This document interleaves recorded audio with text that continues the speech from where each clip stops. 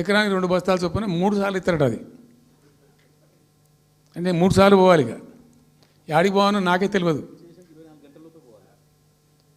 మొట్టమొదల యాపే దొరకదు కాలబెట్టి. అది ఏదైనా చదువుకున్న పూరాన్ని పెట్టుకొని విని పట్టుకొని తిప్పల పడదామంటే కూడా ఆ యాప్ ఒత్తితే ఏం కనబడుతుందట. యాప్ ఒత్తితే ఏం కనబడుతుందట. ఏ గోదాంలో ఎరువులు అని చెప్తారట. అంటే ఇలా గజ్వేల్లో చెప్తారు, రేపు సిద్దిపేటలో చెప్తారు, ఎల్లుండి సిరిసిల్లలో చెప్తారు. ఏ గోదాం పోవాలి, ఎటు పోవాలి? ఇంతకన్నా జోక్ ఉంటుందా? రైతులకు మండల కేంద్రంలో ఎరువుల దుకాణం ఉంటుంది, తప్పితే వాళ్ళ తాలూకా కేంద్రంలో ఉంటుంది ఎక్కువ. అలా సాగుకారు ఉంటాడు, ఇచ్చేటోడు ఉంటాడు, అప్పిచ్చేటోడు ఉంటాడు. మనం బాగా విస్తరించినామా. నేను ఏమంటున్నానంటే 7,100 కొనుగోలు కేంద్రాలు పెట్టినాం కదా, వాళ్ళ ఊర్లో పోయి కొన్నాం కదా, ధాన్యం నెత్తిన పెట్టుకొని వాళ్ళ అంగడికి వచ్చి ఈ మార్కెట్ అప్పుడు తిరిగి కూడా బంద్ చేసినాం కదా. అసలు రైతు సెంట్రిక్గానే మన పరిపాలన ఉండే కదా కంప్లీట్గా. అని మొత్తం సాప్ పట్టేసారు. ఇప్పుడు అరాసపాడలు వాడి 2 సార్లు రైతు బంద్ కొట్టిండ్రు. పెన్షన్ 4,000 ఇస్తామని 2 నెలల పెన్షన్ కొట్టిండ్రు. చాలా భయంకరమైనటువంటి పరిస్థితి తీసుకొచ్చింది రాష్ట్రంలో. ఇంత దిక్కుమాలిన కథ. నిరుద్యోగ భృతి ఇస్తాము, ఇవాళ మొక్కాల ఎన్ని అసలు హామీలు. నిరుద్యోగ భృతి ఇస్తాము, తోక ఇస్తాము, నోటిఫికేషన్లు ఇస్తాము, జాబ్ క్యాలెండర్లు ఇస్తాము, విద్యా భరోసా కార్డు. ఇక వాడు చూసినోడు అడ్డం పడి అయితే ఓటేసారు జనం. ఇప్పుడు జరిగింది ఏంది? టెంప్ట్ అయిపోయినారు. ఏమైందంటే యాక్చువల్లీ ఫ్యాక్ట్ ఏంటంటే ఇదే తెలంగాణ భవన్లో ఎన్నికలకు పోతున్నాం 2014. ఎన్నికల కమిటీ, హామీల కమిటీ ఒకటి ఉండే, మేనిఫెస్టో కమిటీ. అది రాస్తాను.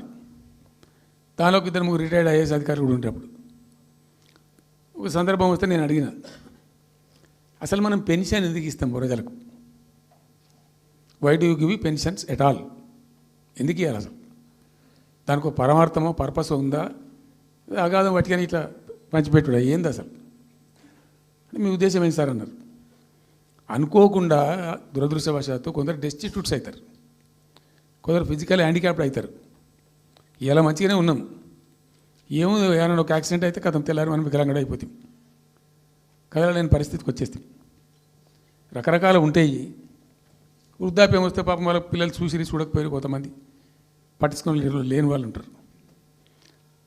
అట్లాంటి వాళ్ళకు, అనాథలకు, ఆర్ఫన్స్కు, డెస్టిట్యూట్స్కు, విధివంచితులకు ఇచ్చేది పెన్షన్. అది ఎందుకు? అది ఒక పరమార్థం ఉండాలి. వాళ్ళు బిర్యానీ తినకున్నా, పెద్ద గందరగోళం లేకున్నా కనీసం 2 పూటలు పప్పు పచ్చిపులిసిన అన్నం తిని వాంజాల వాడు పండుకుంటట్టు ఉండన్న ఆ మేరకు ఇవ్వండి అని చెప్పినాం. అప్పుడు ఒక ఆయన గోయల్ సాబ్ అని ఉండే ఐఏఎస్ ఆఫీసర్. ఆయన ఉప్పుకింత పప్పుకింత అని అన్ని రేట్లు లెక్కబెట్టి 670 రూపాయలు ఇస్తే సరిపోతుంది సార్ అన్నాడు.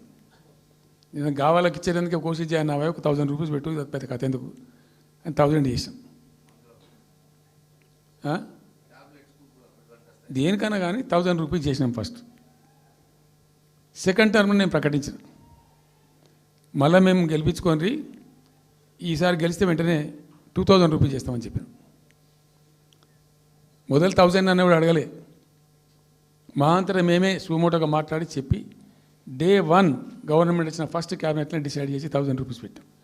200 to 1000, 1000 to 2000 ఆల్సో ఫస్ట్ మంత్ని.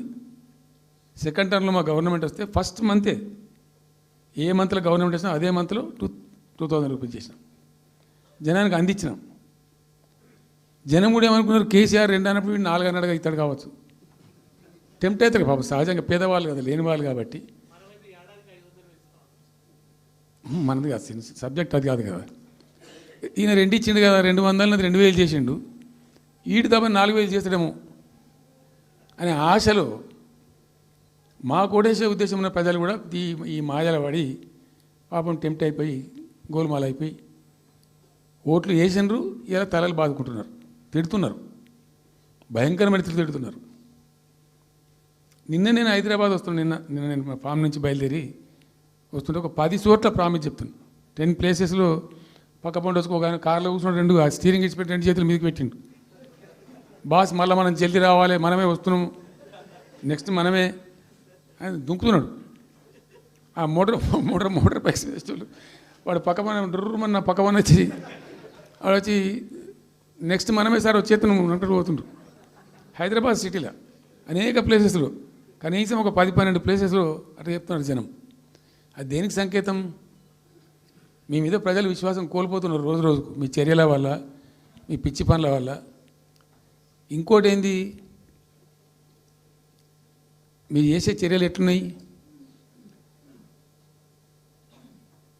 మొత్తం రియల్ ఎస్టేట్ బ్రోకర్ దందానేనా? ఫార్మాసిటీ ఎందుకు వచ్చిందండి? ఫార్మాసిటీ మా ప్రభుత్వం ఎందుకు వచ్చింది pharma city? Why did we bring pharma city at all? అనుకోకుండా కొన్ని ప్రాంతాలకు, కొన్ని రాష్ట్రాలకు కొన్ని సందర్భాలు కలిసి వస్తాయి. భారత ప్రభుత్వం ఆనాడు ఉన్నటువంటి నెహ్రూ గారి ప్రభుత్వంలో ఈ ఫిలకో వ్యాధి, కలరా వ్యాధి వ్యాపించి ప్రజలు ముబ్బడిగా చచ్చిపోయేది. ఎట్లా అంటే దీనికి ప్రాపర్ మెడికేర్ లేదు, ఎక్కడికక్కడ లోకలైజ్డ్ ప్రొడక్షన్స్ ఉండాలని చెప్పి ఐడిపిఎల్స్ అని పెట్టిండ్రు, కొన్ని కీలక రాష్ట్రాలలో పెట్టిండ్రు. అందులో మన అదృష్టంకు ఆ టైంలో హైదరాబాద్ కూడా ఐడిపిఎల్ వచ్చింది. ఐడిపిఎల్ యొక్క పుణ్యమా అని దాంట్లో నుంచి కొంతమంది నేర్చుకొని బయటకు వచ్చి, డాక్టర్ అంజిరెడ్డి కూడా ఐడిపిఎల్ ఎంప్లాయ్, బయటకు వచ్చి వాళ్ళు స్వయంగా పెట్టి చాలా విస్తరించారు. చాలా అంటే చాలా విస్తరించారు. ఆయన దగ్గర, అంజిరెడ్డి దగ్గర పనిచేసిన కూడా బయటకు వచ్చి వాళ్ళు పెట్టుకొని వాళ్ళు విస్తరించారు. ఇట్లా ఏమైపోయింది?